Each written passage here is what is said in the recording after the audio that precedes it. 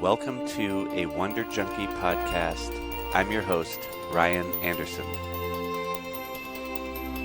Nobody knows what's going on. Nobody knows. Nobody has the faintest idea. The best guesses are lies. You may be sure of it. Cool. Jamie Wheal, thanks for joining me, brother. Yeah, man. Happy to be here. Yeah, I've been, we were chatting before the conversation began, but I've been following you for over a decade, listening to you speak, and I just always thought you're pretty poetic and you're able to stitch together long-term stories and bring them to the modern day, and you're able to see a lot of the patterns that we're dealing with today as a modern civilization, and we're in a current crisis, I think, and I think it's pretty obvious that we're at a tipping point, and you're able to articulate a lot of the pieces that people can't quite put their finger on. And so I just want to give people a brief introduction, if you don't mind. Just share with them what you're working on at Flow Genome and a little bit of your anthropology background, and then we'll get moving.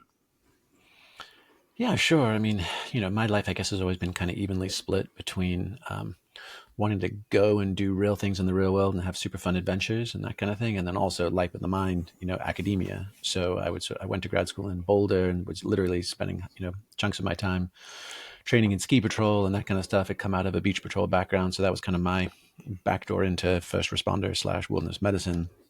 But then also, it's just super geeked on. As much as anything, what is the history and culture of how we got to now? And growing up in England and Europe, with my brother went to a boarding school that Alfred the Great went to. In the 800s, and our house had a 15th century, my dad's study was made of, cob stuff. So like old has always been fascinating, but then even going into the American West and being on a mining road, being, going past old cabins, being, being what was the, Indian use of this land, how, all those kind of stuff. It's just, how did we get to now? And how have we lived on this earth? Have really been kind of ongoing curiosities, inquiries for me. And then as far as how that morphed into the founding the Flow Genome Project, which is really basically an organization dedicated to peak performance, peak states, and dynamic leadership. So in some respects, all the things that we know and love to do, right? We've learned more in the backcountry and learned more on skis, bikes, boats, whatever, than we've ever learned in a conference room. And also including, experiencing flow states or, the joy of gravity games, dancing down mountains, surfing, whatever it would be. And so really just felt like that was an interesting inquiry, which is, I personally am not particularly disciplined. I've never gone to a gym and, run on a treadmill in my life or any of that kind of stuff. But, if there's a sunrise summit to go bag, so that you can then ski down it when the snow softens up, or there's, or you're paddling out in a big ocean or you're kite surfing till your arms fall off, like that felt self-propelling. Like, fuck yeah, the stoke is far more motivating than vanity or guilt. So that was really kind of the impetus for, well, how do we harness our intrinsic desire to feel the stoke, basically, however it is. That could be music, that could be a romantic relationship, that could be dance, it could be percussion, it could be gravity games, you name it. It could be psychedelics and state shifting compounds, although rarely just by themselves, right? Mm-hmm. And what does it do for us?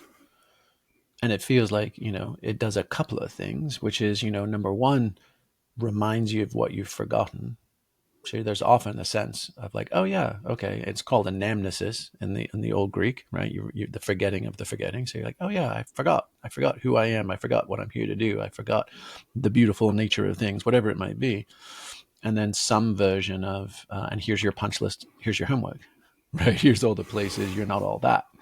And that juxtaposition, if you expand that beyond just me as a person with my own biographical story, it can even be, oh my gosh, I am, weeping tears of gratitude at the bottom of a heli skiing run with my buddies. Like that was fucking ridiculous. Like synapses blown out with joy, or surfing an incredible wave or whatever it might be. And you're just like, holy smoke, or a great concert at Red Rocks. And you're like, this is it. This is the moment. There was nothing I would trade from my entire life if it didn't lead me to this moment. So everything is redeemed in that unfolding. Those are, what you could call kairos moments, Yeah. right? Like moments where you step outside of chronos or clock time and you step into the deep now, and you're just like, amen. Jobless, like there is nothing that there's nothing that can beat this or top this. But at the same time, like the same way, the micro and the macro, like the same way you're like, yay, peak experience, and I could use a little work. Here's my homework list. Here's all the crimped wires and blown fuses that I need to patch in my system. That also feels like it happens at the bigger level of like humanity, consciousness on this planet. You're like, oh, wow, amazing. Feeling this incredible Kairos super stoked moment. And oh my gosh, unless you're really choosing to be blinkered, the wound of the world. Oh my God, burning forest. Oh my God, habitat loss. Oh my God, geopolitics, tribalism, suffering of women and children. Like, how do I hold this? How do I hold the ecstasy and the agony? Mm-hmm. And so really that's been, I would say that if you really want to boil it down, that's kind of been our pursuit, which is how do we balance the agony and the ecstasy of this human experience, and feeling like the harder it is, the more cultivating joy and gratitude is essential, or it will just break us. Mm-hmm. But on the other hand, as we see in transformational culture, psychedelic renaissance, whatever, just pursuing the ecstasy leads to hedonism, narcissism, and a bunch of self-destructive, self-absorbed doom loops. So you're like, all right, it almost feels kind of old school. I get it. And it's a weird thing to try to balance enjoying your life, seeking your own, internal joy and finding these bliss states and trying to find flow states and get out in nature and all that. I have to try to find balance myself with, all right, go to work as a first responder, try to share breath work on the most practical level with people to teach them how to navigate the nervous system, try to share the podcast with people. But then at some point, you just need to have a day where you can fuck off and enjoy a bike ride or get into a flow state and enjoy. But I think you've quoted somebody before where you wake up torn between savoring the world or saving it. But if you can't savor it, there's nothing to save. And I love that quote, and I've pondered it many times. And it's like, how do we all find the right balance of trying to be of service, trying to figure out the nature of things, because we're bombarded with just information overload and narrative warfare and Tristan Harris's work, which you're familiar with. And meanwhile, you're trying to put together like, all right, what's the best thing we can do right now? We're in a critical time, I think, as a species where people need to be somewhat activated and have some form of responsibility. Yet what I'm seeing is everybody seeking the next retreat, the next workshop, the next psychedelic experience. And I'm seeing that bliss junkie seeking, which you've talked about. So what do you think the answer is on the individual level and the collective level right now because of the circumstances that we're in? I mean, that's a big question, but I'm curious what patterns you're seeing as like, what can we actually do individually with our own life force energy that would be most of service in this time? Well, so then my answer would, I don't know what, presume we've already tracked down all the other dead ends, right, of how this thing doesn't go. Right. Again, I mean, if you've got experience adventuring and that kind of stuff. So my background as a mountain guide, right, is 100% like, okay, if the group is okay here, I'm going to haul ass up ahead and look for the next crux or constraint. And whether that's a scramble, do you or don't you need ropes or anchors? Is that a place where there's no water, or there's a good place to camp, or there's shelter from storms or rocks or snow or whatever it would be, like always running up ahead. So if you can solve it, then the group doesn't have to fail there, right? You have a way, you can start setting up systems, you can prepare people, you can do whatever you need. So in some respects, with my background in like history and anthropology, I also do that through time, kind of, at a more sort of social civilizational level. All right, what are the cruxes? What are the hard things coming? And can we figure our way through them? And, I have been looking hard for 25 years. And 25 years ago, it was all super long arcs. It was just like studying history of the American West and realizing, oh, we're sucking more out of our aquifers than we're replenishing. So this whole Southwest, cheap electricity, Arizona, Sun Belt, like this shit doesn't pencil out. And John Wesley Powell floating the Colorado River back, after the Civil War with one arm and a wooden rowboat, He said Yeah. that. He said, man, west of the fucking 100th meridian, there's not enough water here to support civilization. And look what we've gone done since. Mm-hmm. So those are my conclusions a quarter century ago as a young nerdy grad student. It's just, and my wife would be like, yeah, dude, you're bumming people out. Stop saying all this. Like it just wasn't good cocktail party conversation. Like, don't you guys realize this is all destined for like Planet of the Apes, Mm-hmm. doom loop. And then in the last 5 to 10 years, I was it almost felt like sort of Mr. Miyagi, like, oh shit, all that stuff I studied and then put on a shelf because no one was ready for it is 100% what we're all facing now. And actually, I have some thoughts, that were up on the shelf. Mm-hmm. So to ask, what can we do individually presupposes the kind of neoliberal, hyper-individualist, personal growth, self-help, biohack, substrate, or even the genre of interesting yet useful podcasts. Give me my 3 things, Huberman's transcript notes, and like biohack and do this and do. When you wake up in the morning, have your glass of water with a pinch of salt and sit down for your most important task, and then you'll crush it. No one's talking about like the AI tsunami that makes all personal productivity utterly irrelevant. If I can just Right. put infrared sun on my nuts and and get into my ice bath because I feel like a man, and Instagram there because I get more likes and views when I'm shirtless in a pile of ice. That somehow is a solution to the massive sea changes that we're experiencing. So I would just say probably not. Whether I separate my plastics, recycle, buy organic, right? The sad thing is that none of that is actually remotely sufficient, even though we've been trained and conditioned, especially in the last couple of decades, that's the only thing in the everything. You can't heal the world until you heal yourself and la da da da, right? And you're like, yeah, it's all just a bill of goods. So where we are right now is in the rapid, unscheduled disassembly of Western civilization. And the current political climate, and you may be rooting for it or you may be horrified by it, but the current administration is accelerating all of that ahead of the actual material collapses and constraints. So there's an ideological layer that is basically collapsing us at least a decade sooner than we actually would be collapsing. And Mm-hmm. whether that's smashing the instrument panel, of all science and all regulation and all oversights and, weather management and all these kind of things, which, USDA and, farmers, there's plenty of farmers who are like, don't do that. There's no way we can predict and farm and grow stuff if we don't have access to weather data and climatic predictions. So there's, it's trans-political. Mm-hmm. It's not just like, like suck it, libtards, and Greta Thunberg. It's not that. It's breaking the dashboard of our civilizational ship, and things like, fomenting, migrant, like fear and hatred of immigrants and migrants and that kind of stuff. You're like, you're not wrong. You're just early. Globally, we are going to be seeing a huge uptick in displaced peoples.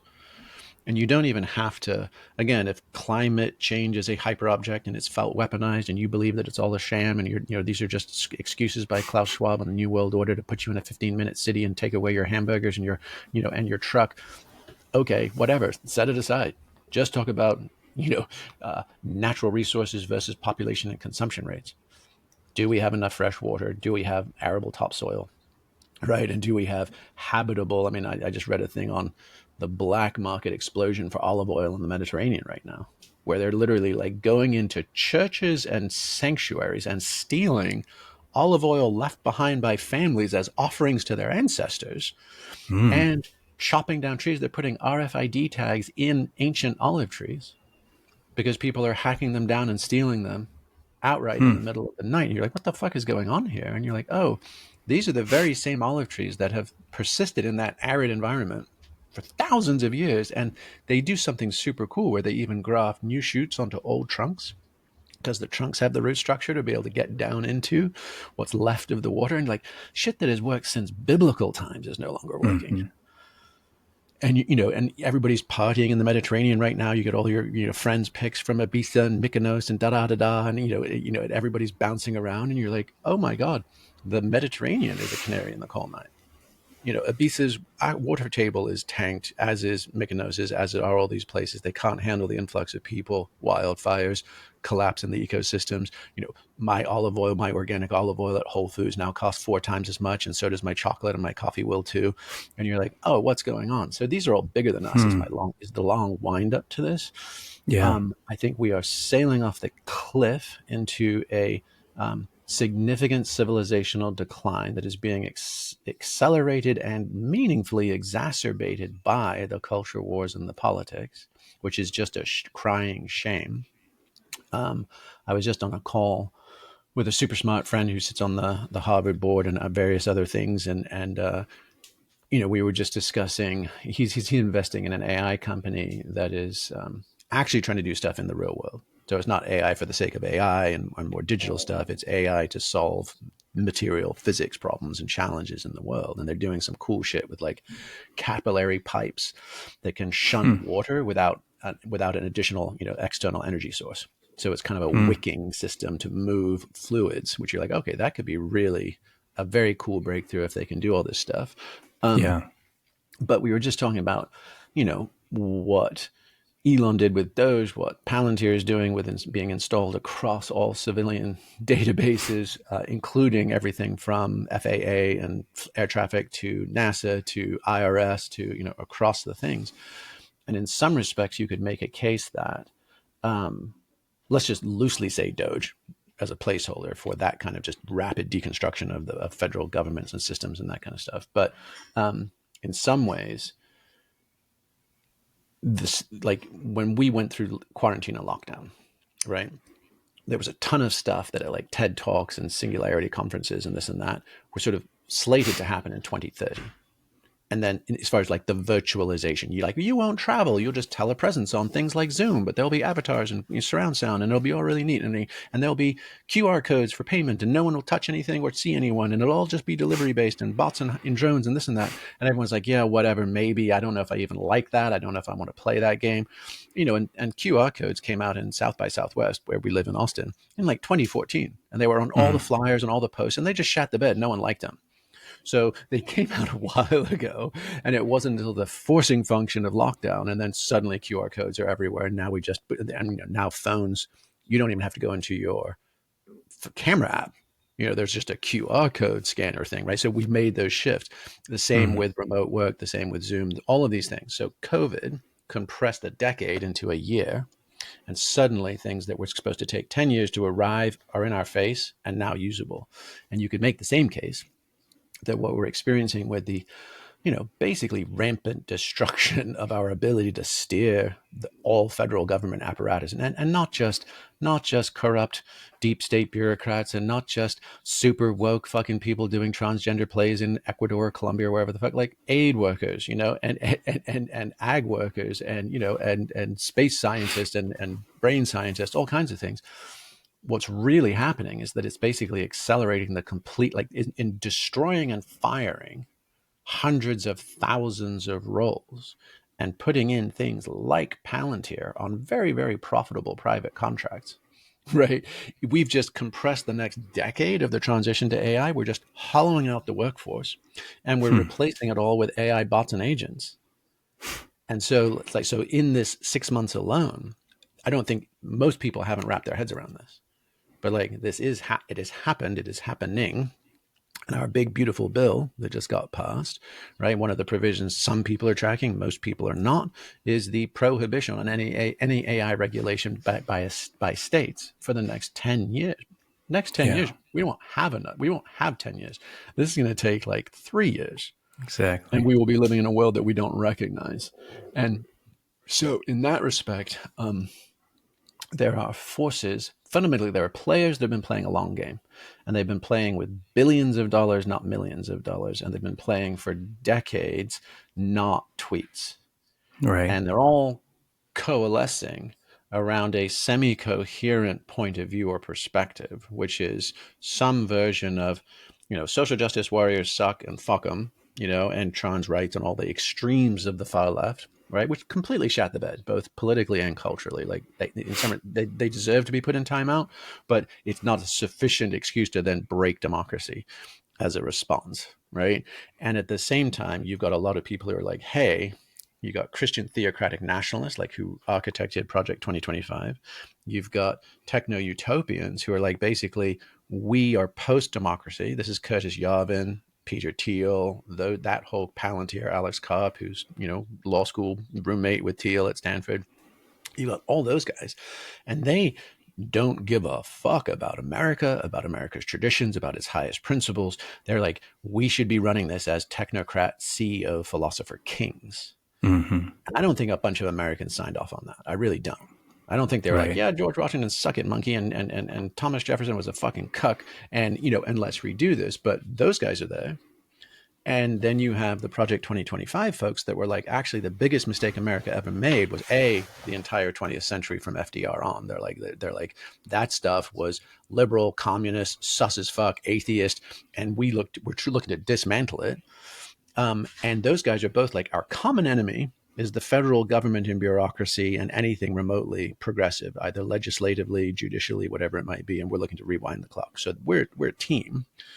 Then you get the blending of Thiel and Y Combinator and a lot of those guys who have now gone Christian, and not just garden variety, like turn the other cheek, be a good person Christian, but like apocalyptic, evangelical, hardcore, in the sense of the end times are coming in our lifetime.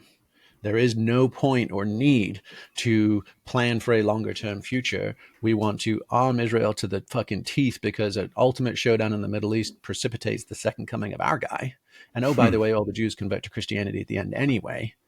So you're like, whoops. And by the way, in the meantime, we want fat ass fucking contracts for all of our defense and surveillance companies, Anduril, Palantir, all of these, surveillance states. And so they are strange bedfellows, but they're united enemy of dismantling the federal government, right? And owning the libs. That is more than enough to have made them surprisingly coherent in their targets for destruction, right? I don't think that the Christian nationalists were really like, oh, and we want to bring in an AI-enabled, panopticon surveillance state. I don't think that was on their bingo card, but they're in bed with the Silicon Valley guys that do want that. And so what we're seeing, I mean, and the stacking of the Supreme Court has been a 20 to 30 year project that really came true with Mitch McConnell and the first Trump administration, and now extra especially true in those last couple of seats. So now you have, I mean, and this is not a knock on Catholic folks, right? I mean, I went to Catholic school 11 years of my whole schooling. But it is very interesting and something to note that 7 of 9 justices in the Roberts Supreme Court are Catholics, and that wasn't by accident. And they have been backed by Opus Dei. They've been backed by some extreme, hard right, like ethno-nationalist lobbyists and organizations that have been setting this up. And the Roberts Court, Chief Justice John Roberts started 18 years ago with Citizens United. And if people don't remember that one, that's the one where you can buy your politicians and you don't have to disclose who you are, because that's a corporation's right to free speech, which was the most batshit breaking democracy decision anyone ever made. And that set the stage for this whole notion of the unitary executive, which is that if the president wills it, it has to be lawful because he's the fucking president, bitches. And that's where we are. And that happened last July, before the election even happened. So basically, there is no more church and state. There is no more separation of powers. We are actually all the way into the last gasps of the American Republic. And most people are like, oh, well, look, I get a tax credit. Or look, there's fucking rebates for homeschoolers. It's not all bad. And you're like, oh my God. You guys have no idea the tectonic shifts that are being made right now. And they fly in the face of the deepest conservative principles of this country, right? Like founding father shit, Ronald Reagan stuff, William Buckley stuff, those things have been swapped for populist ethno-nationalism of like, this is a white Christian nation for us, by us, and everyone get the fuck out. And you're just, which is interesting, right? Because we're here in Austin. We just had these crazy floods. I'm sure you were tracking that from the first responder side of things. There were many firefighters and other folks, on deck for this. And it was tragic. And it was also white, rich Christian girls from Austin and Houston and Dallas at this camp that we've known about. It's only like 15, 20 miles from us. So we were tracking that closely. It was super sad and tragic. But then just imagine if it was 150 miles south and that was the Rio Grande. Yeah. Right. And it was brown kids who were swept away at a border and couldn't get, they would be gloating. There would be tweets being like, send them to God, good luck, good riddance, tough luck, shouldn't have come. Right. And you're like, oh my God. So our compassion gaps are getting wildly eroded too. But this was all roundabout setup. You were like, what can we do personally? And my sense is at this point, number one, wrapping our heads around these big tectonic shifts and understanding them, rallying against them, trying to steer them in whatever ways we feel intellectually, morally, politically, community-wise, bound to step up and defend higher values and principles, and also understand we are going to take this all on the chin. We are not navigating any pending constraints or keyhole events in civilization or society. We're not lessening. It's like somebody's panicked and has grabbed the yoke of the plane and is just stuffing it into the ground at speed instead of trying to like feather a landing and looking for a field to put this thing down in. So what can we do? I think is fundamentally hospice. And so both grieving and mourning for the things that may not be for much longer, and whether that's paid time off on a retirement plan and Social Security that I can still take a check from, or whether that's going to see glaciers in Glacier National Park, or going to take my kids and finding Nemo fishes on a reef, or the notion of predictable powder skiing, or whatever your loves are, or the idea that an ocean is still clean enough to go surf in, right? Like as in Venice Beach and Santa Monica, it's not right now because of the aftermath of those fires, right? There's a whole lot of grokking the enormity of our current moment. And then, this is either profound and liberating or bittersweet and not satisfying, but it's like, love the ones you're with. Like, touch fucking grass, like raise a glass and break bread with the people you care about. Pick up, don't assume we live forever. Kind of Stoicism 101. Like, if there's something that's been on your to-do list as a human to explore and express, whether that's learning an instrument or testifying your love for someone, or writing a poem, being just a gleeful amateur at whatever it is that interests you, planting a garden. That stuff does feel important, and also weirdly increasingly insufficient too, because you're like, well, I can't just stick my head in the sand and just garden, and listen to Enya and pretend that none of this shit's happening, so there is some, and it's different for everyone, which is at what point do I take, a walk-on part in the war instead of a lead role in a cage? At what point do I stand up for the least of my brothers and sisters? The whole Pastor Niemöller thing from World War II. Like, I didn't stand up when they came for the socialists. I didn't come up when they stood for the gays and the Jews and the intellectuals. But when there was finally time for me, there was no one left to stand up for me. That whole thing, right? Yeah. You're like, all right. Or the Voltaire thing of, I detest what you say, but I'll defend to the death your right to say it. Like free speech, but free speech against my preferences. When are we defending the infinite game on principle versus just agreeing to fucking win and crush our enemies in the finite game? And we can do that, and it'll work. It actually works even better because it's not nearly as complicated.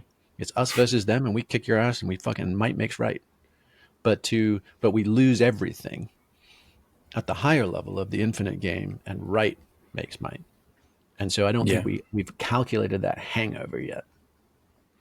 Yeah, and a lot of people are not even interested in the infinite game. They're so busy while the ship is going down, or like the plane's going down, and they're taking selfies.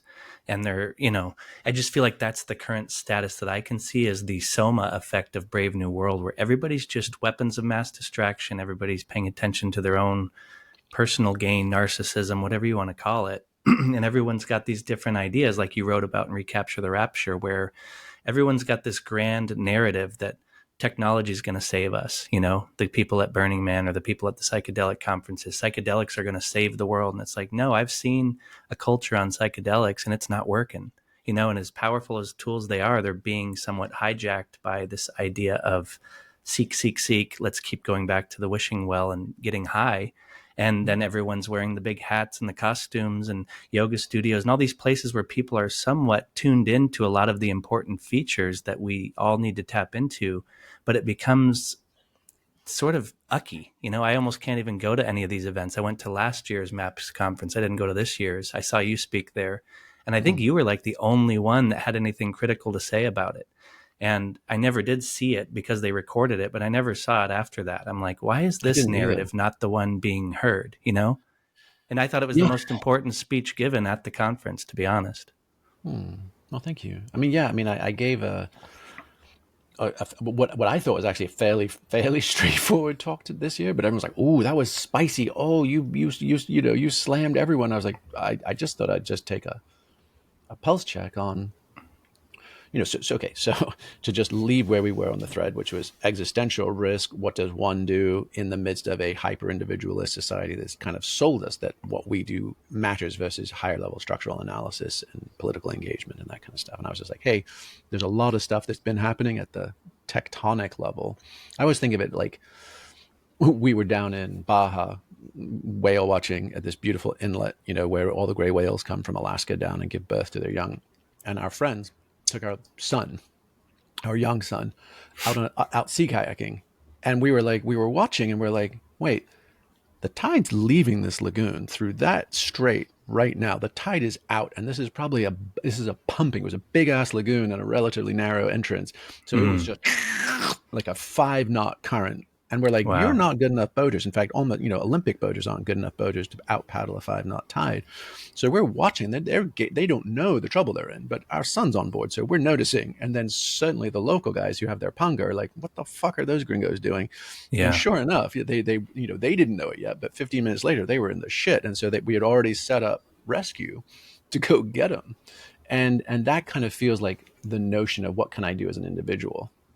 And what little story, like we're going whale watching, we're kayaking. This is even sporty. I might even get some Instagram pics out of this versus you made a bad decision. You don't even know how bad it was yet. But all your willpower in the world doesn't obviate the fact the ocean is going that way for the next 6 hours, right? At a rate that completely overwhelms any of your calorie burn. Yeah. So that kind of feels like where we are right now. Big picture for all of us. To your point about now, psychedelics, I was like, all right, well, I've been asked to come and give a talk here. Weirdly, they asked me to give a critical talk. I submitted like 3. 2 were way more fun, but they're like, I'm like, all right, I get to be that guy again. So I sort of reluctantly was like, all right, well, what is the fuss about with psychedelics?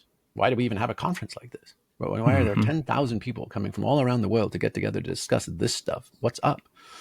And I thought about it, and I was like, well, I think implicit in almost every single talk and every single research paper and project and all these things is some version of like, well, we think psychedelics are a game changer for 3 reasons. The first is that they re-enchant the world in some way. They reacquaint us with awe, right? Magic, mystery, nature mysticism, connection, some version that 3D, Cartesian, empirical, materialist reality is inadequate to express the full wonders of existence. And perhaps I've never felt a tree or felt an ocean or a forest or a moon or stars or whatever it might be. And oh my gosh, the world is more magic than I remember. Some reacquainting with childhood wonder, right? You're like, yay, that's fantastic. Next, and it helps us heal. Right, the light, the insight, the whatever it might be, gives us perspective, wisdom, fuel to patch where we're broken. Right, and you're like, and people who have tripped are kinder. They're on the ocean, the big 5 characteristics. We're more open, we're more conscientious, we're more empathetic, we're more eco groovy. We look after our planet, Mother Earth, et cetera, et cetera. So if you have those 2 things, the world is re-enchanted, and we become better people. Then, and potentially, we can then get past ourselves, our egos, and our tribalism. We can realize we're one human species on this little blue marble, and then we can potentially level up to solve the poly crisis. You're like, okay, that's pretty much like the 3 things we're banking on. right? And then so my talk was just unpacking those one by one. Okay, if that's our thesis, that they re-enchant the world, they mend where we're broken, and we become better, and therefore we get to coordinate and collaborate at a higher level to fix this impossible clusterfuck we're looking at. How are we doing on that? And the answers are, somewhat sobering / slit your wrist depressing, because we are burning more hydrocarbons than we ever have. And all of the wind and all of the solar and all the Teslas and all that stuff is just on top of it. The moral of that story is just Jevons paradox. The cheaper you make stuff, the more we use it. You're living in a place that is utterly reliant on air conditioning. And how many people in Arizona / Texas, all of these places are, being like, oh, I'm sleeping in 68 degrees because Dave Asprey or Andrew Huberman told me it was an optimal thing. And I've got an ice bath on my back deck, that is keeping this water in the midst of 110 degrees summer, is keeping this thing at fucking 39 degrees because that's good for my dopamine production. You're like, that is luxury. Yeah. That is just obscene electron guzzling luxury. And then I dug up when I was like, all right, well, global carbon consumption, that's not in any of our hands. And certainly you can't lay that at the feet of the psychedelic community. So I was like, let's zero in. Let's take a look at Amazon, right? The Amazon and all of the ayahuasca tourism. And you're like, okay, what about, are we looking after our Mother Aya, Mother Gaia, right? By having these amazing experiences down in the rainforest. And if you look at it, deforestation goes down to 2010. And then, which is arguably right around the time that ayahuasca tourism started growing and taking off. And now there's been hundreds of thousands of rich, privileged, politically influential, and connected Westerners traipsing there by the gajillions to have those experiences. And deforestation in the Amazon has gone steadily up ever since then. Again, not solely the responsibility of ayahuasca tourists. There's Bolsonaro in Brazil, there's, beef production, there's all the things, right? It's complicated. But on the other hand, we haven't moved the needle at all. And in fact, the needle's going in the wrong direction. And then the same with, okay, well, what about it making us better people? And then you're like, well, we know some very prominent people that are in the news and having huge impacts on the US government and politics who are conspicuous consumers of psychedelics and don't appear to necessarily be behaving especially empathetically or kindly or wisely. They feel like impetuous tyrant boy kings. This is like fucking Joffrey in Game of Thrones level shit. So you're like, maybe that's not the case. And in fact, they just want to, and I mean, even Eric Schmidt, who famously auditioned at Burning Man for his job at Google, has said, forget environmental sustainability of any stripe. And again, never mind climate change, forget it. It's tanked. It's a useless concept. Just think of ecosystems and resources. He's like, just throw every fucking electron we've got into artificial general intelligence and it'll save us. And you're like, well, what if it doesn't? Or what if it basically says, we punch in the final digits to get self-aware super god intelligence. We're like, oh, master, tell us what to do. And he's like, well, I thought about it all. I've crunched every single bit and byte and thought that humans have ever had. And I've mapped it across the infinite multiverse like Doctor Strange, right? And my answer is treat other people the way you'd like to be treated and consume less than you create. And we'll be like, fuck you. We've heard that. What's next? Banging on the machine, like trying to get a redo, like tell us something new, tell us something different, because like we kind of know the answers. We're just choosing not to listen to them. And the final one is, is again, can we coordinate and manage the polycrisis? And the simple answer is, it doesn't appear that we are going in the right directions, because if we were, you would be like, all right, there's some addressing of the carbon economy. So whatever we do, we know that that's finite, and it's going to cost more than $1 to extract $1 of fossil fuels very soon. And in many instances, that's already true. So it's not that we literally will run out. It'll just simply be economically impossible or unfeasible to keep doing it. So we have to transition. And carbon, basically, fossil fuels are the baddest ass, most dense, most portable, most versatile forms of stored sunlight. It took hundreds of millions of years to create them, and we set that shit on fire. An internal combustion engine is like, woohoo! And there's a reason we don't have electric planes, right? Because batteries weigh way the fuck more than gallons of jet fuel. Like, it's incredible. Like, we think of it like morally, like if you're into gas, you're a bad person or you're not spiritual. It's like, it's the most incredible bonanza we ever stumbled across as primates. And it's going to be fucking hard to kick that habit. And we've built an incredibly complex system and civilization and populations that are all dependent on that, basically free energy. We just dug it up and set it on fire. And no one, I mean, most economists haven't even, other than like OPEC oil crises in a couple of places, don't even bake the cost of energy into their financial modeling. It's just considered ubiquitous and as close to free as it could be. Jeez. And so we have that to negotiate. And we also have migrant crises, because you realize that, that shrinking population band of kind of like basically, most people don't live around the equator. There's not frost, so there's a lot of diseases. The soil depth and richness is very poor, et cetera. The huge number of people live in the two temperate bands, north and south. And as temperatures are changing and shifting, the equatorial band is growing, and a whole bunch of people are getting basically, priced out of their homelands, in the sense of it's too hot and too dry, or, Goldilocks is fucked, basically. It's going to be too wet or too dry, often on rapid succession. And just because you just had a flood doesn't mean 2 months later you're not having wildfires.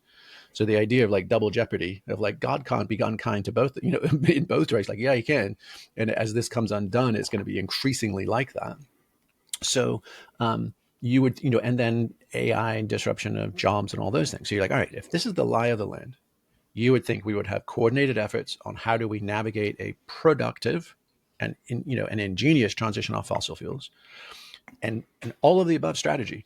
Let's go with fusion. Let's reboot small nukes. Let's look at wind and solar. Let's look at passive storage. Like, it should be the best and brightest brains on this together, coordinating.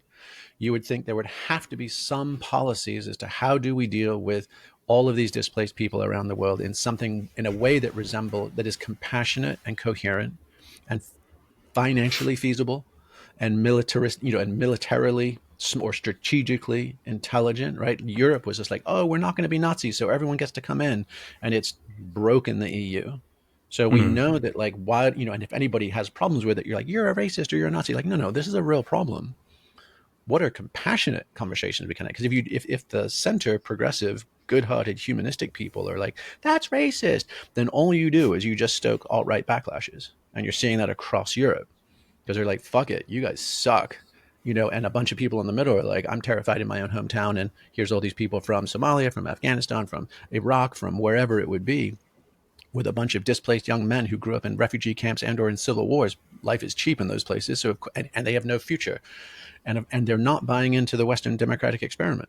They're doing honor killings of their sisters for sleeping with a white guy. You like, whatever. Like, it's super weird and problematic, So you'd be like, all right, we have to have some way to address the migrant crisis. We have to have some way to navigate a transition off the carbon boom or pulse, and we have to have some way to address the utter displacement and restacking of what does an honest day's work for a human with opposable thumbs look like. Which would be something trending towards universal basic income, right? So you're like, all right, but in fact, this current administration has gone opposite directions on all three. So we're cranking up drawbridges, we're building concentration camps, right? We're doing, and weirdly, the Trump administration is actually behind the Obama administration in actual deportations.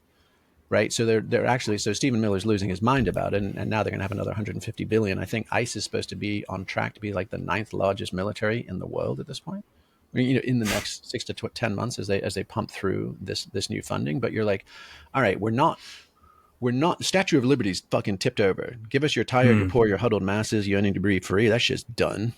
And we're like, fuck you, you're brown, and we're going to find a way to kick you out. And there's even an alt-right movement online. I haven't seen this, but a friend who works for a major foundation hipped me to it. He's like, the notion of, like, we're starting on the southern border, but we're not ending there. And in fact, we're really looking to get all third worlders out of the United States, out of our country. And you're like, whoa, okay, that's super sketchy and, just unbridled racism, ethno-nationalism.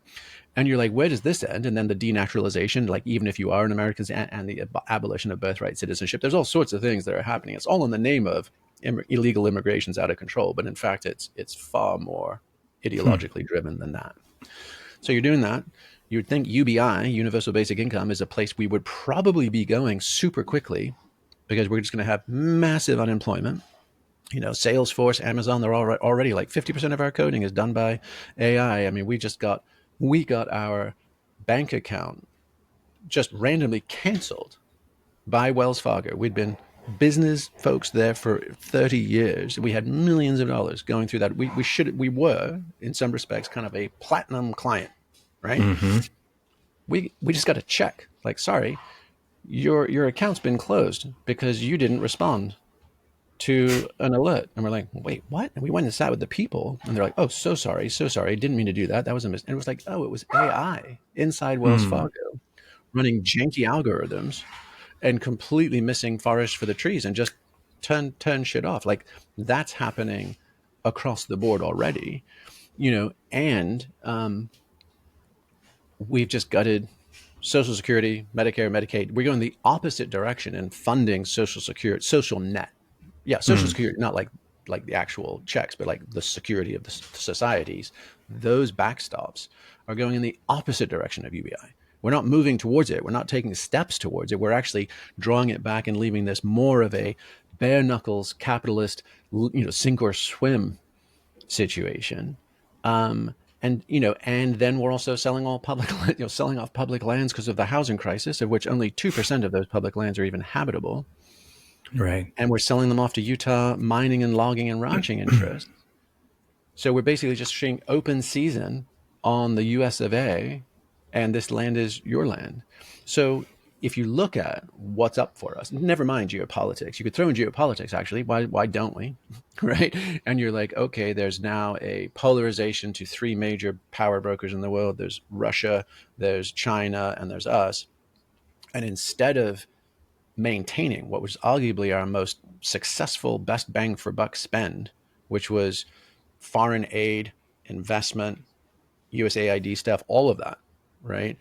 Instead of that, we're blowing it all up. We're leaving people. We're abandoning them, and and global sentiment has now completely reversed. There was an Economist poll 2 months ago, and now we are not the favored superpower in the world. And in fact, the only places that people still like us more than they like China is New Zealand, Australia, Brazil, and the UK. That's it. All of Europe, all of the rest of the Western Hemisphere, all of Asia, all of Africa has all gone for China. And what we're going to realize really quickly, and we've just gutted NATO, and yes, Europe needs to pay more. Great. Pay more, Europe. But on the other hand, being like, hey, we're not going to have your backs anymore, means that, like, I don't know, this is not geopolitics like PhD level. This is 101, which is it's cheaper to bribe people than bomb people.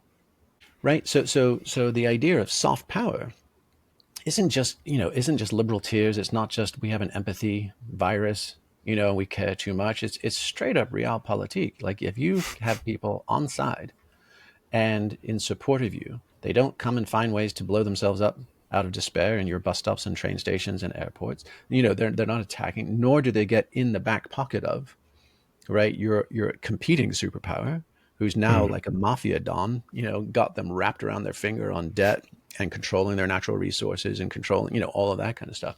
So we're doing things that, to any clear-eyed, and completely repealing the IRA. And again, problematic, pork bill, federal government, all that kind of stuff. But nonetheless, it was a lot of money into seeding transitions to post-carbon economies, and the people that in the last beautiful bill thing that have been taking it out, they're not like principled conservatives with a better plan. They're just politicians who've been bought and paid for by oil and gas. And so you're like, this is just bad faith, and Americans suffer. Like, we can be like, oh, Bobby's going to fix it. Maha, we're going to be, we're going to, break up, fuck you, COVID and quarantines and all this shitty shit. Meanwhile, we're gutting the EPA and clean water and clean soil and clean air. And you're like, I think that's not a political issue. Don't you want your grandkids to not have lead and mercury and whatever in their systems. So if you assessed just clear-headedly, apolitically, like these are the issues, how we deal with Hmm. them, that's a wide spectrum of solutions and ideas that are more or less coherent with your political stance and et cetera, and your region, the state you represent, whatever it might be. Those are sort of non-negotiables. We have a lot of people on the planet, and there's going to be fewer and fewer places for them all to live. Migrants. We are absolutely coming to the end of the carbon boom, and we have to transition off it without crashing our economies or our populations. That's a real thing. We have the advent of AI, and it's completely disrupting what an honest day's work looks like and how do people support and provide for themselves. So we are going to need some form of tops down legislated programs to minimize the hurt versus just chucking everybody into the wood chipper, and then international aid slash alliances slash whatever, which is, America had the best and most prosperous run ever of anyone in the last 75 years from Bretton Woods, IMF, World Bank. Like, we will be the bankers, we'll be the reserve currencies, we'll be the soft power, we'll be the hard power if we need to, but we'll be the soft power. We will support multinational trade networks and global supply chains, and it's dirt cheap for everybody. And yes, we have trade deficits with China, and yes, they suppress their currency against ours, and yes, all those kinds of things are happening, and yes, they rip off our IP. And do we just boom blow up all of these things with no real clear idea of how you build back better? Right? Right. Let's just break this shit first because somebody else we hate built it. Doesn't seem like it's pointing us in the best of directions. Right. No, that's what I love about you is you can do this. You can synthesize so many large, giant, interconnected subjects. But me, as a firefighter, I love listening to Daniel Schmachtenberg do this as well. Mhm. Sometimes it leaves you feeling a little bit frustrated, obviously, and not knowing where to go. Because I like to think as far as triage goes, what's the most effective thing we can do, bang for your buck to get the most leverage in the moment when you have crisis. And going back to like simple things like Steven Pinker's work where he's ranting about this is the best time ever. And I feel like a lot of people are just steering us in a direction where we're not able to truly grieve. Like you said, we're in a hospice situation. And I think that would be the first thing, is to acknowledge and to grieve and to actually take account for what sucks. And that's why they didn't want you probably sharing your maps talk, because it was just not, it's not awesome to hear the truth. And the truth is not always pretty. And I like to look at the truth and try to seek to understand more about the nature of things, self and the world. And it doesn't look good, right? And it's like, okay, well, what is the most effective thing we can do? Because I've been to Burning Man over the years. I went there in 2012 and I got to see that my little rainbows and butterflies version of, if everybody ate psychedelics, we can get this thing on board, because it would bring those three qualities back into play.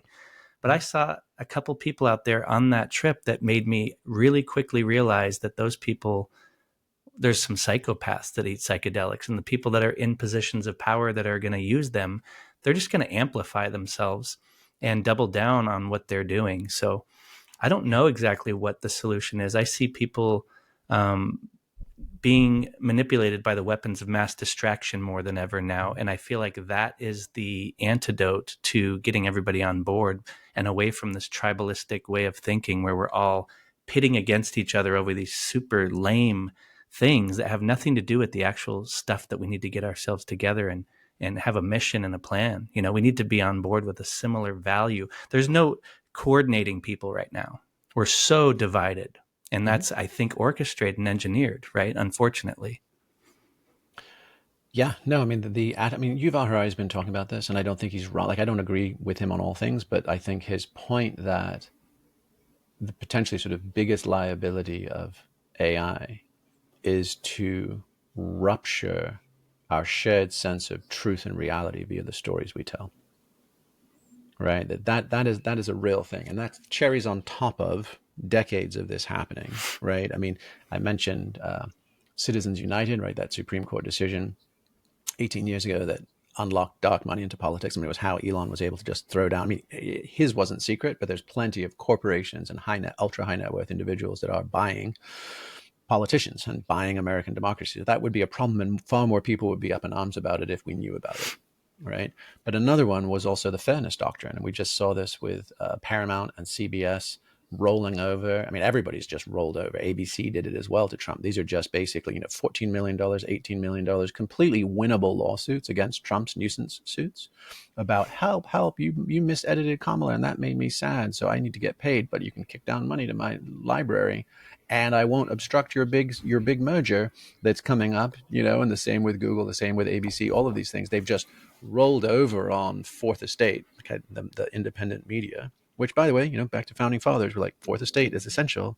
That's the citizens reporting back to the citizens so they can be informed as to what's going on in government and how they can cast their vote to shape it, right? There used to be that thing called the Fairness Doctrine. And the Fairness Doctrine was, if you have a license from the FCC to be broadcasting, then you are obliged to provide both sides of an argument. You can't just be doing op-ed, polemics.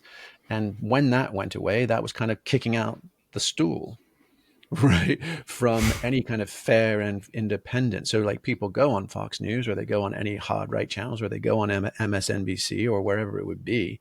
And all they get is someone just ranting at them with no journalistic integrity or balance in what they're saying. And most Americans didn't get the memo. They're clicking onto the same news channels they did 20, 30 years ago. They're expecting to be informed about the world, all the news that's fit to print or fair and balanced or whatever the fuck the taglines are.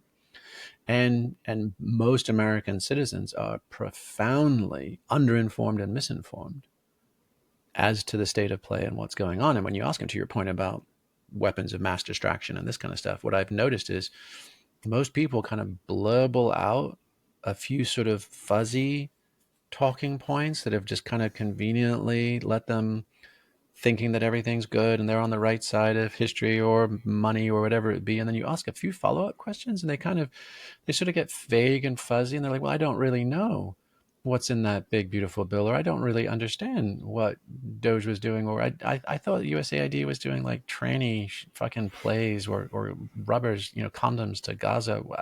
I don't know. I mean, I just see a few things on my social feed, and the fact that any of them are just falsifiable with like 2 Google clicks doesn't interrupt the fact that that's now in my brain and you're now having to persuade somebody off that. And if you really push, then they just go like, oh, well, I'm taking a media diet. I just found it was just too stressful for me, for my personal growth. So what I'm doing is I'm just choosing to focus. And you're like, you're absent at your post as a citizen with a vote, and you are telling yourself convenient just so stories around our obligation and duty. I mean, I don't know where the breadth of your listeners land and all this kind of stuff, but I mean, to make mine explicit, because I'm advocating raising the flag.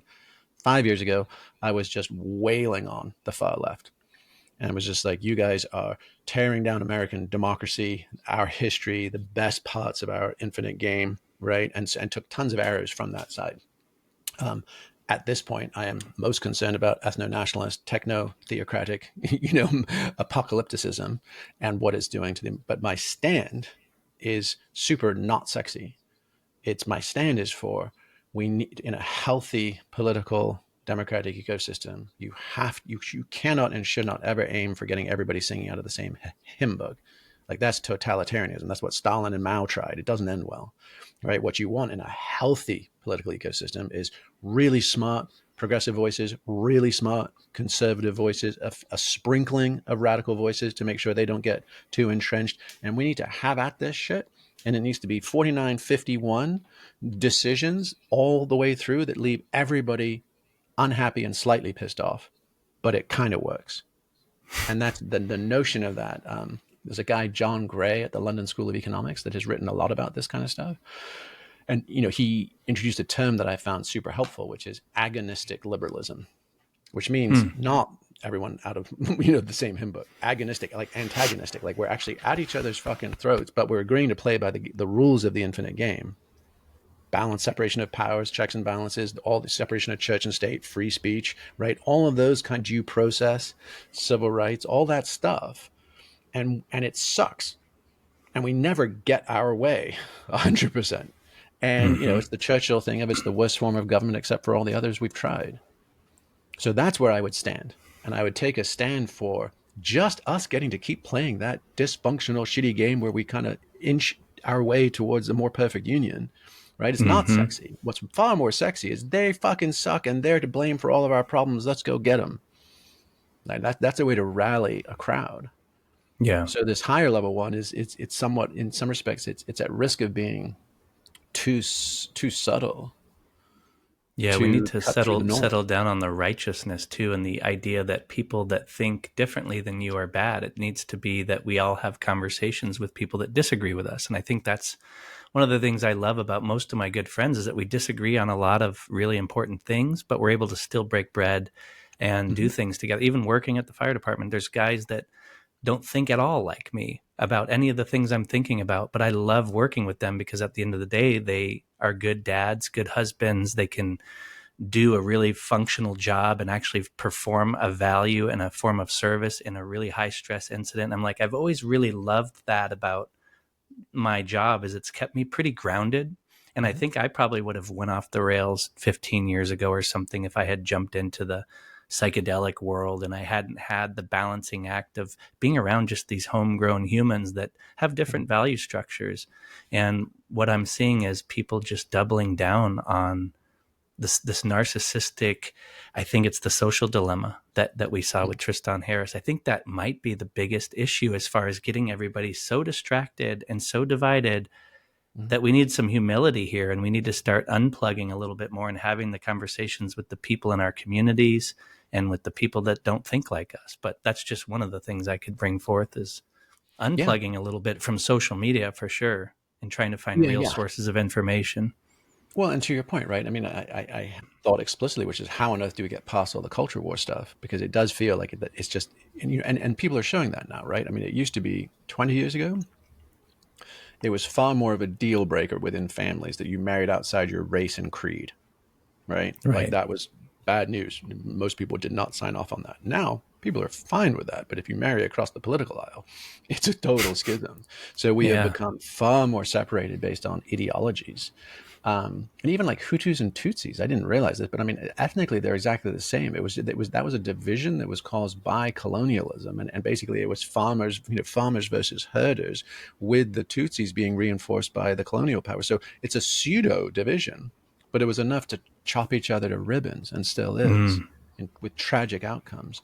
So to your point about working with guys who are like, hey, I serve, I have honor and valor and competence in the shit, and that is a place where we connect. There's a place where we learn to trust and rely on each other and believe in the best of each other.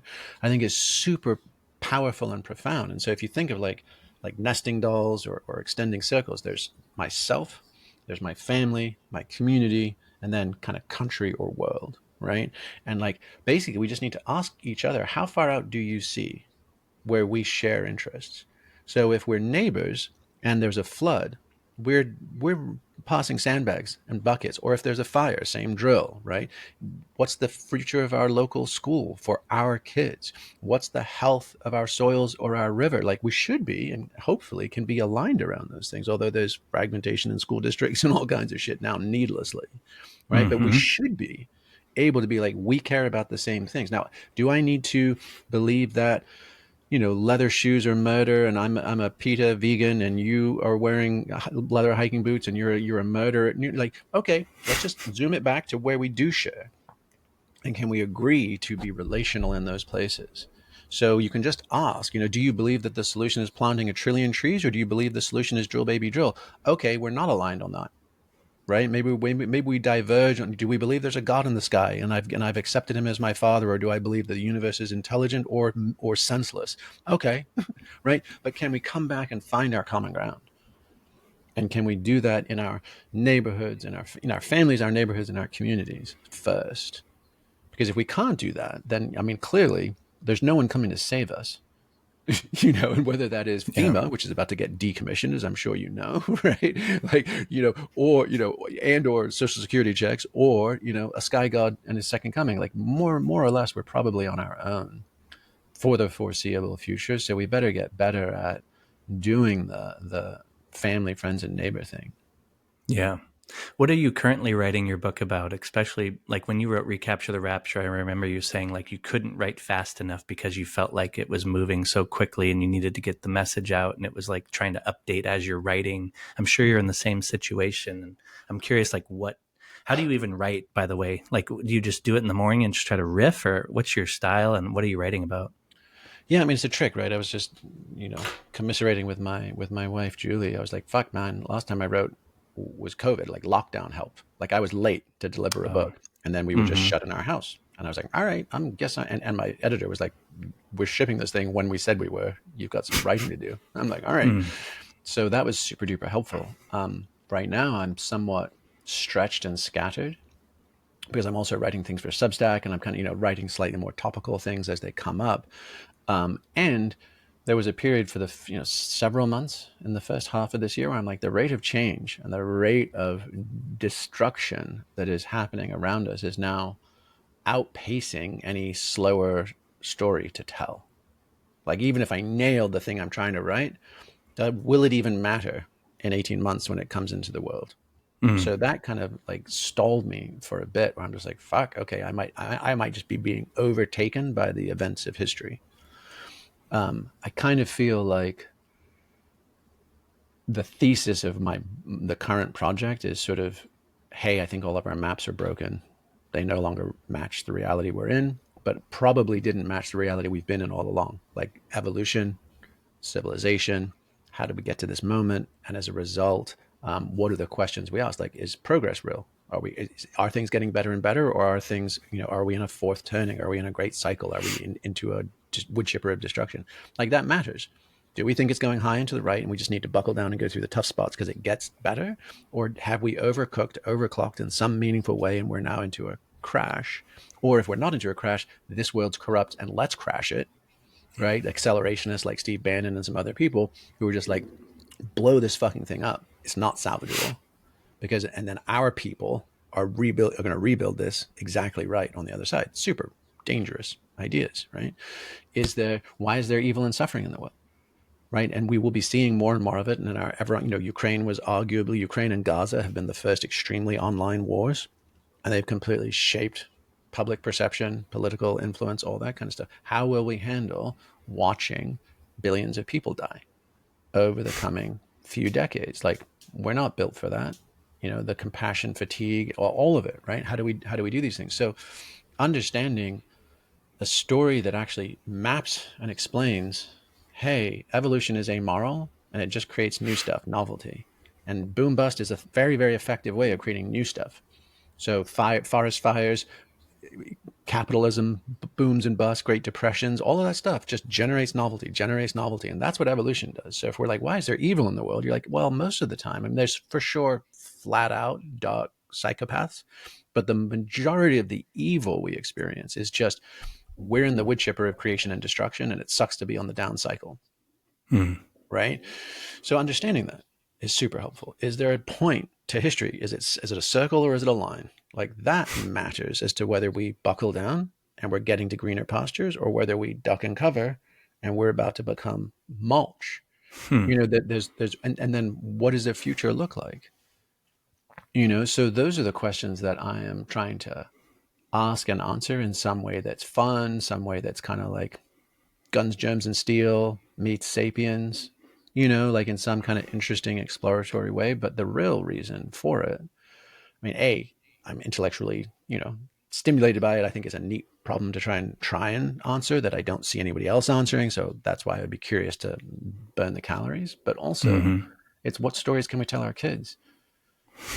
Because Gen Z and younger are smart. They're extremely online. They are paying attention. They're pretty astutely concluding that the baby boomers fucked it for all of us, and they're inheriting a dumpster fire of a planet.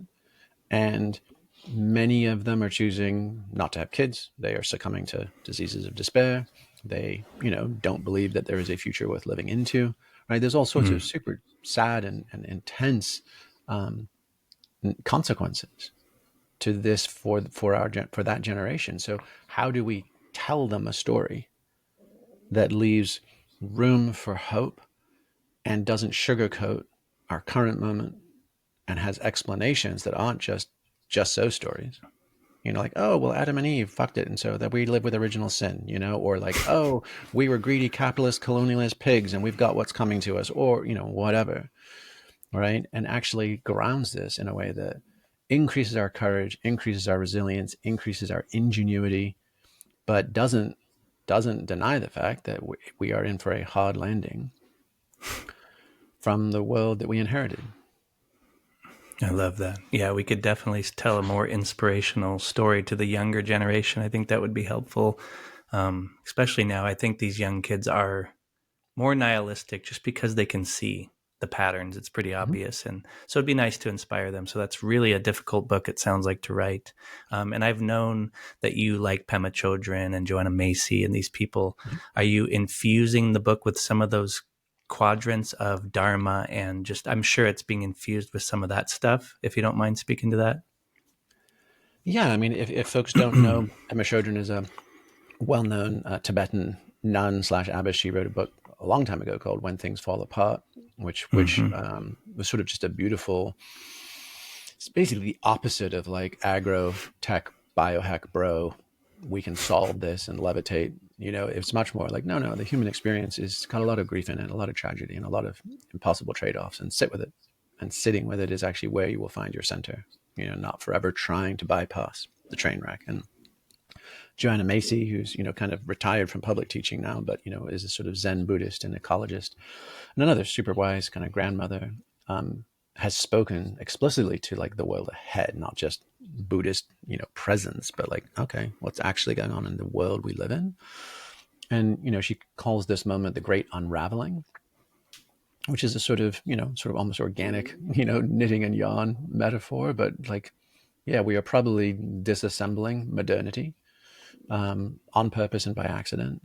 And the phrase that she has that I think that I come back to the most is that we are the people of the passage. It's almost like we're, like back in the day, 11,000 years ago, like all the people from the old world crossed Beringia, right? The land bridge into the new world. And over, and obviously ongoing scholarship on exactly how and when and other routes and all this kind of stuff. But in general, Beringia was a movement through a narrow constraint through space, through geography, to get to from an old world to a new world. And that's how we populated the new world. And I think we're all Beringians now. It's just through time, not space. And if, Joanna Macy's term, we're the people of the passage, right? We're the ones to do this. So what do we take with us? And what do we preserve and protect when the storms come and it seems bleak? And what is our North Star, or in this case, where's our direction that we are marching towards regardless? And can we, my guess is this is intergenerational. I seriously doubt this is happening within an election cycle or a decade, and quite likely even in us as adults right now in our lifetimes. And so if it's going to get harder for longer than we might be accustomed to, at least in the privileged global North, Western Europe to the US and Canada, like we've had a good ass run. And and no wars fought on our soils. I mean, like we lose our minds over Pearl Harbor and then 9/11, but like they're exceptional and remarkable because of how isolated those events are. Most other places in the world have seen coups and revolutions and civil wars and aggression from neighbors and, forever, always. So how do we galvanize ourselves and have an immune system and cultural rituals and practices even? And that's where you could make a case that some version of very specific culturally wrapped psychedelic use as an initiatory experience, as rite of passage, something more like the Eleusinian mysteries, could be a helpful psychotechnology, a social technology as well. Because if we don't have like ecstasy, the good times may get fewer and further between. And it may even end up being kind of thin gruel. It might be like Jews hiding in attics celebrating Hanukkah, in the middle of Berlin with Nazi flags outside their door. It might be Native American church reservations, like here we are, robbed of our homeland, robbed of our people, confined to reservations in foreign places, and yet we're still engaging in the peyote teepee, and having renewal and connection there. Or diaspora Tibetans, in Dharamsala in northern India, or wherever it might be that, or Kurds or Rohingya, you name it, displaced peoples. And how have they maintained a memory and a sense of renewal that they pass on through their generations? I think that's probably all of us, minus the 0.01% that are hiding in the Hunger Games in the Capitol with their big dumb hats, because we're seeing more and more. I mean, we're starting to just politely decline invitations to those kinds of gatherings that are starting to feel kind of just like that. You're like, the districts are hurting right now, and you realize that we are inside polite walls from all that is taking place outside. And at first it's just a nice villa, and then it's a security guard at the gate, and then it's a security guard with razor wire and a handgun, and then it's a fucking machine gun, and then you're like, oh, we're just in the Capitol. And it felt like the party never ended, but actually the world broke. Mm. Yeah, I love that. That's what I saw when I was at that MAPS conference last year, was the problem with the psychedelics, because there's a lot of beauty in them. That's why you speak to them so often, I think, is because you actually care and you want to see people, if they're going to indulge and have a rite of passage experience. And I have a lot of firefighters that are now getting curious about it, super conservative guys that have maybe never even considered it, but because they're so mainstream, they'll call me or email me or text me and ask me, like, where can I go? What can I do? And I'm like, hold on a minute, let's have a deep conversation here, because there's a lot to unpack when it comes to altering your consciousness, and it's going to change you forever.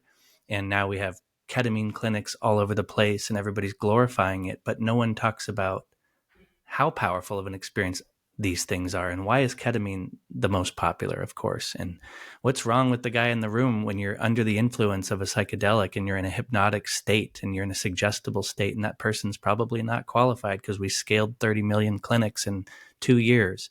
So I don't know what the answer is when I get someone. What would you say to a first responder that's like getting curious about psychedelics, to keep them open but skeptical and to do their own homework? Because it is a common question now, and I've been lucky to find good teachers and to be humbled in my own approach over the years. But now I'm like, yeah, where do you start from Jamie's perspective? Because I've heard you rant on this a few times.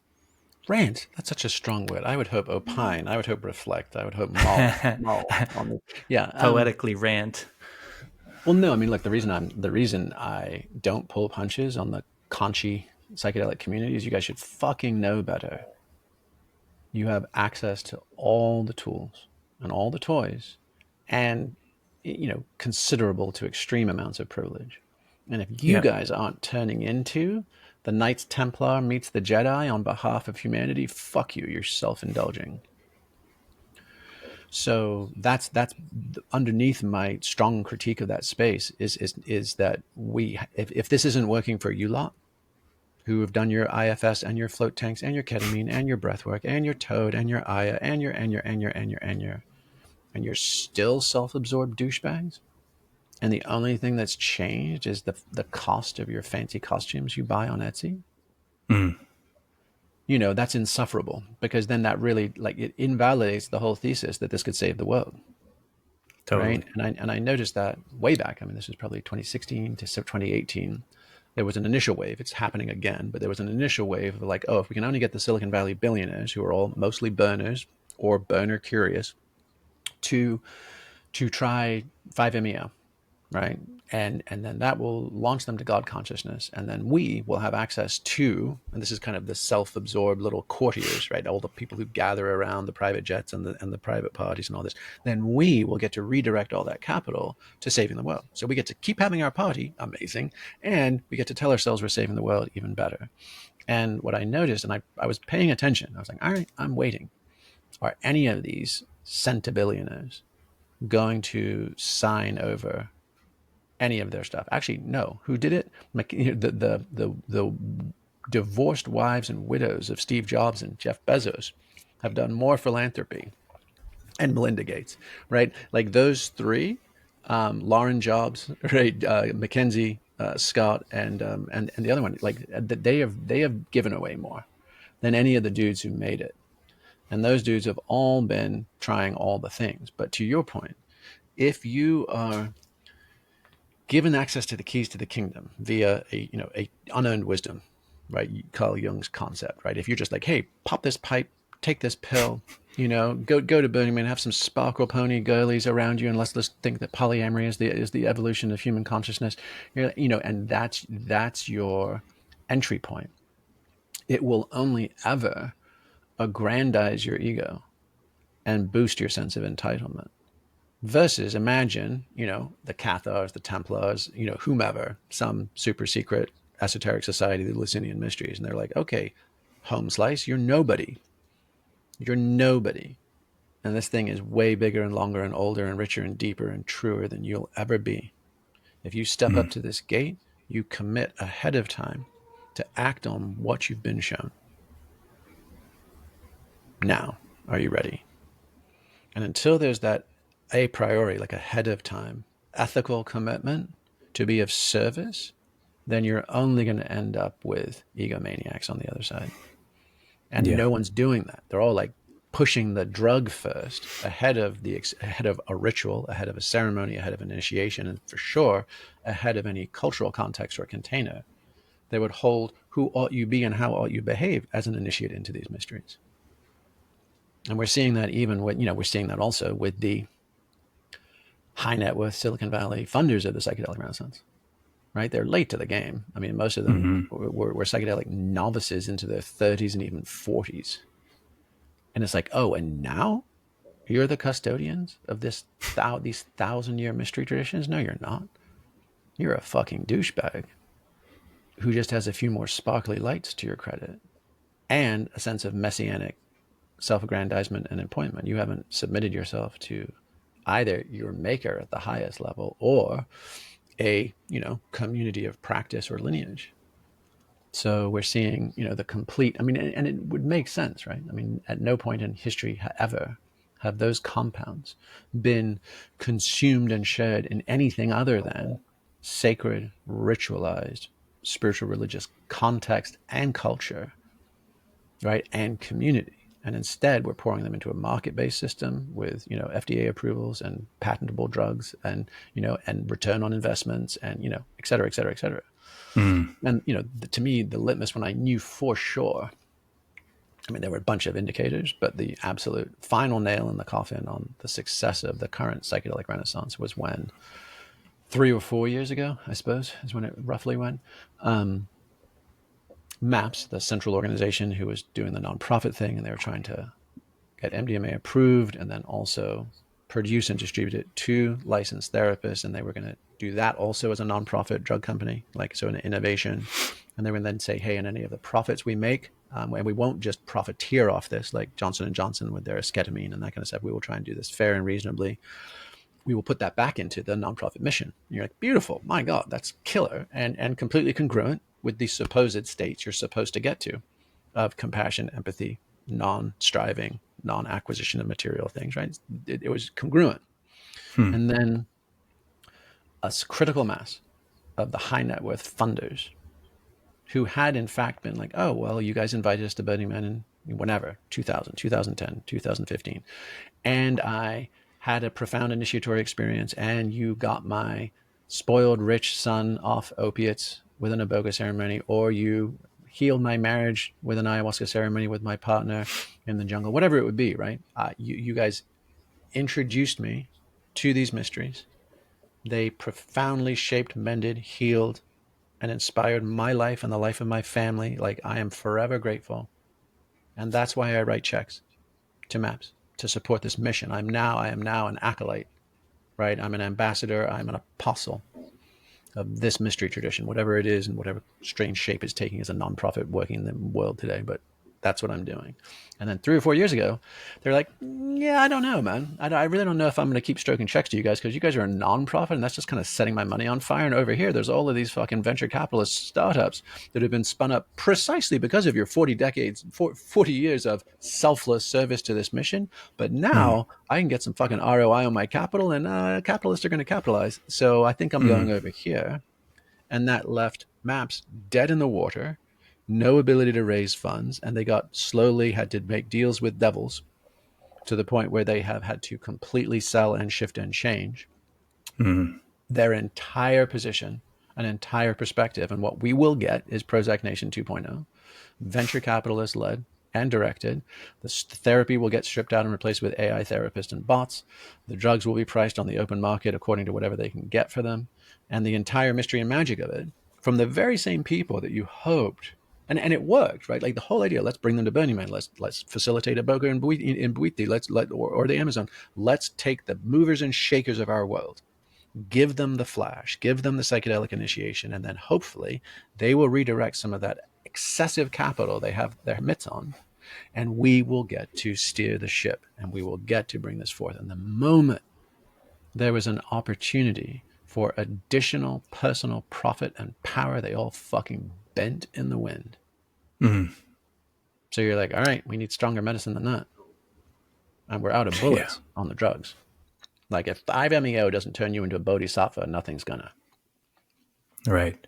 Yeah, that's the pattern I'm seeing too, is that I've seen people that have had the profound experience, and then it's like, okay, I've done it 62 times now. How many times have you done it? And how many times have you've called it a psychedelic passport? And that seems to be the common theme when you go to any of these circles, is everybody's just trying to one up each other on how many ceremonies have you had. And it's really disturbing, unfortunately, because there is medicine in these things, and there is, some of the best teachers teach reciprocity as the underlying foundation when you entered that state.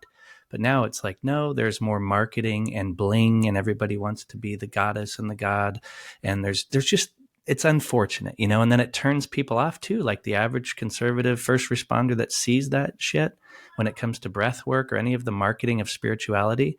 It goes, I'm never going to step foot in one of those arenas, because it's nonsense. So it's almost time to just start stripping away all the woo and getting back to the actual, truth about things. You don't have to add all the weird language. You just create the space and the opportunity for people. But I don't know. I love hearing you rant about that stuff, because it's important for people to see those patterns and also to criticize it. I think that everybody wants to soft talk and act like everything's great, but it doesn't get very far. We need more critical conversations, and that's what you do pretty well. Yeah, well, I mean, look, the next obvious step is, pouring psychedelics into the capitalist, big pharma, big psych container produces the results of the container. And we shouldn't be too surprised by that. So they're like, all right, what's next? What's left? What else? Right? And they're like, oh, well, maybe it's religion. Maybe we need a psychedelic religion because of all the reasons: ethics, code of ethics, accountability, initiation into a bigger picture, of which these are the sacrament, but not the substance. All of that. You're like, all right, neat. Let's go down that road.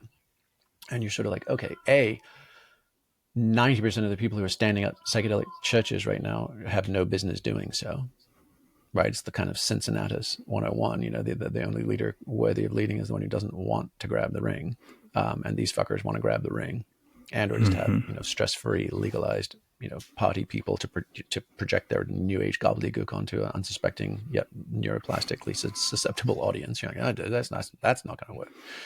Like, all right, maybe we need to go deeper cuts. Maybe something rooted, like what would a psychedelic Christianity look like? Like, all right, well, Ligari did that with Johns Hopkins. They spun up some things with different ministers and various other things. Kind of got a lot of scrutiny and a lot of criticism as well, because were they leading the witnesses? Were they kind of forcing a function with tripping rabbis and priests and ministers?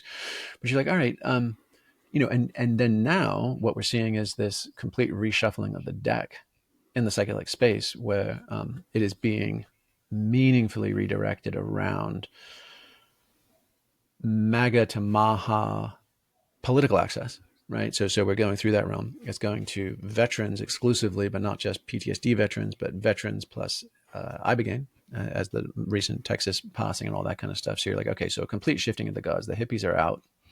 MDMA is backburnered for the time being, and they could reboot it without having to go through another very expensive phase 3. They could be like, let's just recrunch the numbers and we'll come up, we'll we'll do some p hacking and we'll represent it, and Bobby will stamp it because fuck it, due process is done, at this point, and that will be a win. But you're like, maybe kind of.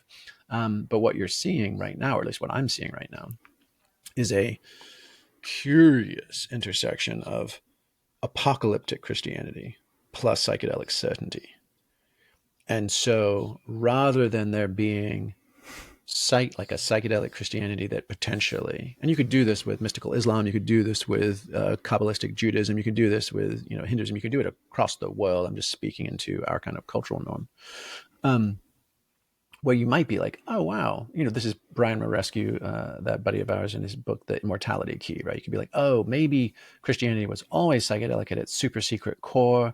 Maybe we could dust that off and reboot it. And you're like, yeah, maybe. If it led to the Sermon on the Mount, right? If it led to Christian charity and mercy and humility and the first shall be last, and the last shall be first, and a rich man can no sooner get to the kingdom of heaven, right? Like that shit. And turn the other cheek and love thy enemy and love thy neighbor. And oh, by the way, lepers and whores, I'm going to sit down and break bread with them. Like the people who are outcast, right, will be my people. Like, can we get to that? Or are we getting to, I've seen the end times coming and the fucking four horses and like, let's nuke Iran and let's arm Israel and let's fucking do this because our people, end up getting beamed up to the mothership on the other side of the rapture and then literally kill them all, let God sort them out. Like that's the direction, even Jordan Peterson, you could see him getting increasingly manic over the last few years. And in the conversation that he and I had last year, I was, he was just about to publish his book and it was about Christianity. Like I would realize, I was like, oh, he and I, as we were talking, I was like, oh, wow, we have the same diagnosis and even the same prescription. Like we're in a meaning crisis. Everybody's got a God-shaped hole in our heart. And this cult of individualism and person and narcissism isn't serving us. Got it? So the diagnosis is right, and the world is burning. So we need to get our shit straight. And probably some sense of code, service, honor, duty, the really important parts of being a halfway decent human. Right. So we're like, yeah, we're tracking. And then even leap to, and what ought we do about that? Fundamentally, Christ consciousness. We need more. We need more people who are awake and aware, right, of that mercy, ethics, honor, justice, kindness, right, humility. Like we need more of that.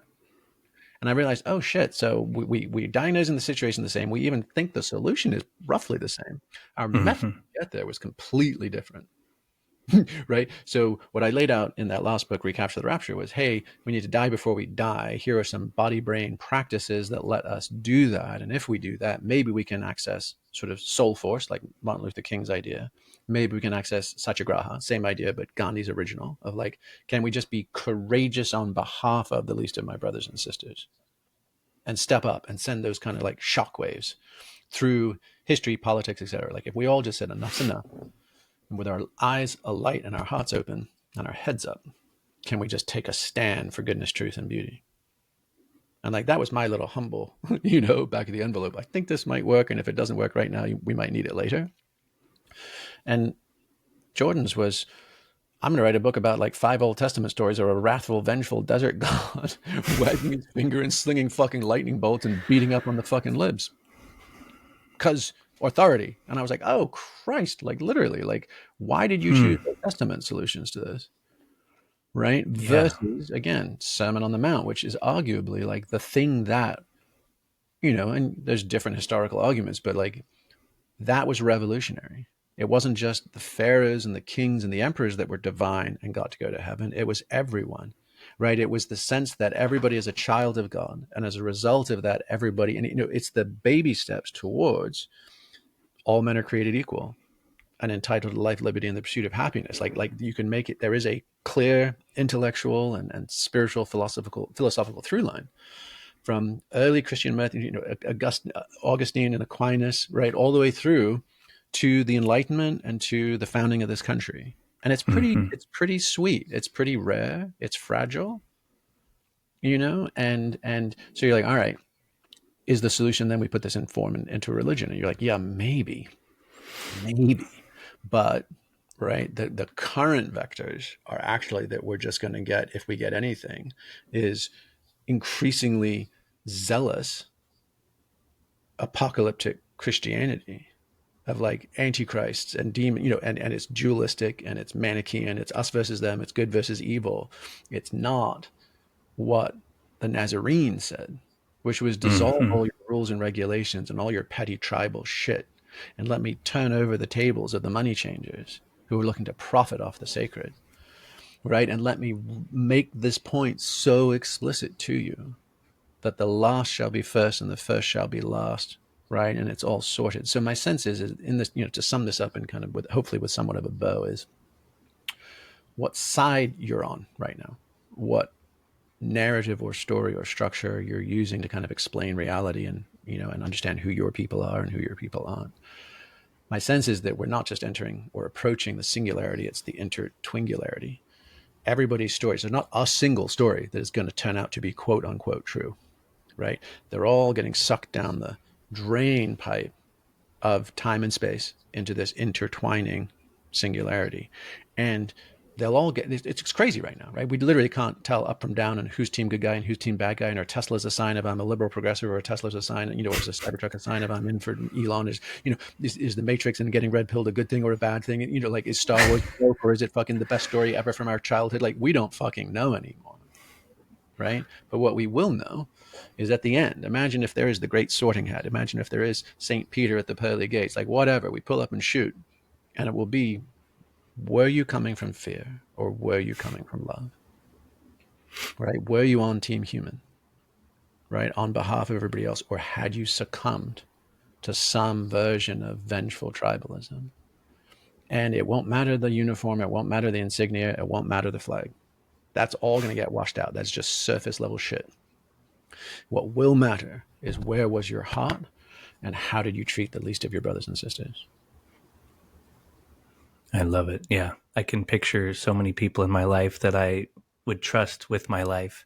And I look at their behavior, their actions, and I go, that guy, I would trust with my life, and he's never done a psychedelic in his life. And he's the most amazing, integral person, guy at work that drives my truck, someone like that, versus some of these cults popping up, some in your town around psychedelics, big brimmed hats, and talking about consciousness and enlightenment and all the bullshit. At the end of the day, it's like, who's integral and who's doing the right thing and who's of service. And I think a little humility and trying to minimize fear and acting from a heart-centered consciousness would go a long way.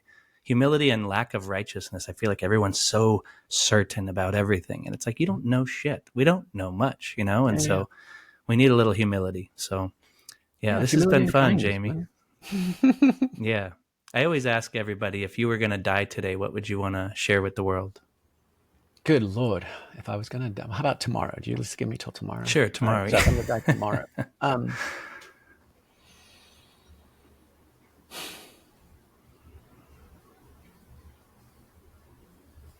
I honestly don't feel like I have something. It wouldn't be something I share in words. It would be a smile, a connection, a heartfelt hug.